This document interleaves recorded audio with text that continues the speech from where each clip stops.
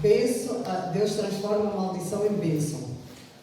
Por quê? Porque o informativo das missões ele fala assim: eu agradeço a Deus, o oboeiro, né, o nome dele, ele diz que agradece a Deus pela surdez, que a surdez dele foi uma bênção. Eu, quando li o título, pensei assim: como é que uma pessoa pode agradecer uma maldição, digamos assim, né? O oboeiro, ele vive no Quênia e ele teve muitos problemas por ser surdo. Ele não nasceu surdo e, infelizmente, ele foi parar ao hospital porque tinha tido malária. E vocês sabem que a malária, se não sabem, ficam a saber, a malária dá febre muito alta. E, entretanto, ele foi parar ao hospital e no hospital deram-lhe uma injeção e essa injeção fez com que os tímpanos dele inflamassem e ficassem e ele começou a perder a audição. O que é que aconteceu? Ele, entretanto, foi transferido para um outro hospital e quando chegou lá, os médicos disseram assim: infelizmente você vai perder parte da sua audição porque a injeção que lhe foi dada no outro hospital quase rebentou, digamos assim, de uma forma mais corrente, rebentou com os tímpanos dele, com os ouvidos, com a audição dele. E, entretanto, ele ficou muito triste, ele perguntou a Deus porquê. Porquê que isso estava a acontecer com ele?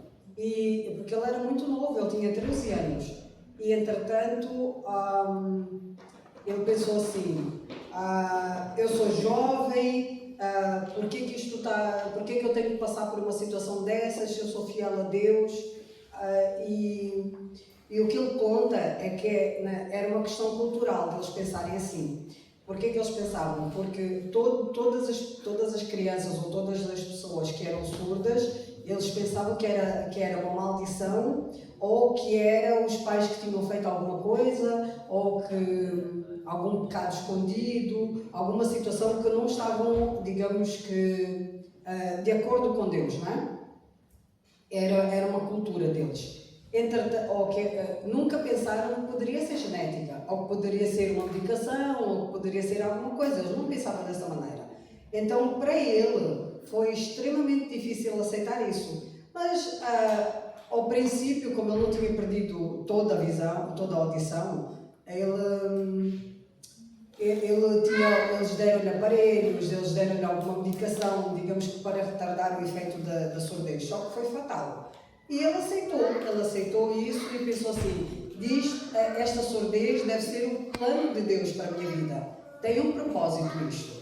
Entretanto, ele cresceu e começou a trabalhar numa escola, que depois tornou-se diretor.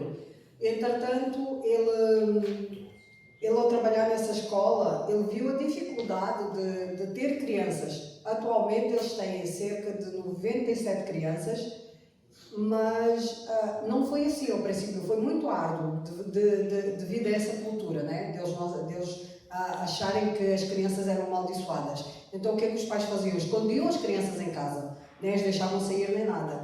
E o oboeiro, ele teve uma outra vantagem, digamos assim, porque se a surdez é bênção, então também foi uma vantagem, não é? Ele teve uma outra vantagem porque a mãe dele era cega, mas mesmo sendo cega, ela todos os sábados ela ia com ele para a igreja, ela levava-o sempre para a igreja. Então isso fortaleceu muito a fé dele. A vantagem dele foi apegar-se com Deus. Em vez dele ficar revoltado com Deus, ele ficou feliz. Ele ficou satisfeito de ter Deus na vida dele e de saber que ele citava muitas vezes o Jeremias 29:11, né? Eu sei os planos que eu tenho para vocês, planos de vida e não de morte, planos de vos fazer prosperar e de vos dar um futuro. E esse é um verso que eu gosto muito, então eu sei de cor e salteado. E então o que é que o oboeiro disse? Eu vou-me agarrar a esta promessa. E agarrou-se à promessa com unhas e dentes. E a partir daí ele começou a conversar com os pais, a fazer entender a situação difícil dos filhos. Ele começou a trabalhar nessa escola e começou a trazer mais crianças dos 4 aos 18 anos.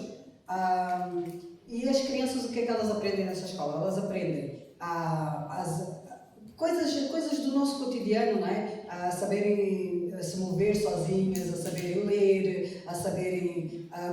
brincar com as outras pessoas, coisas básicas, mas a coisa fundamental é elas aprenderem um relacionamento com Deus. E isto é muito importante, porque através de todo esse trabalho, já 26 crianças se batizaram, para a honra e glória do nosso Deus. Então é um trabalho árduo, mas é uma bênção, é uma maldição que Deus transformou em bênção. Foi assim que eu comecei e é assim que eu quero terminar, gente. O Oboeiro, ele passou por muitas situações difíceis, ele diz que não foi fácil, de maneira nenhuma. Hoje em dia os pais já estão mais receptivos, as crianças elas próprias também já se sentem mais confortáveis, mais à vontade. Então, o propósito deste informativo é que a gente possa ajudar no 13º mês. Porquê? Porque a escola não tem um refeitório, eles comem ao ar livre, a comida é cozinhada em fogueiras.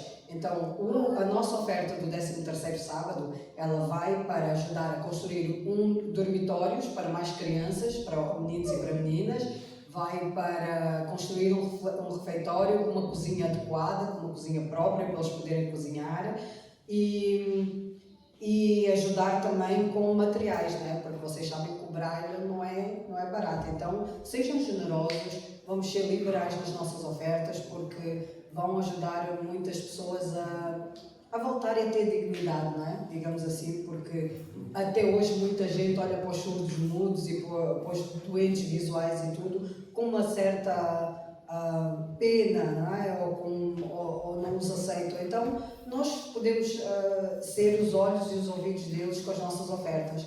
Não se esqueçam deste 13º sábado, serem generosos.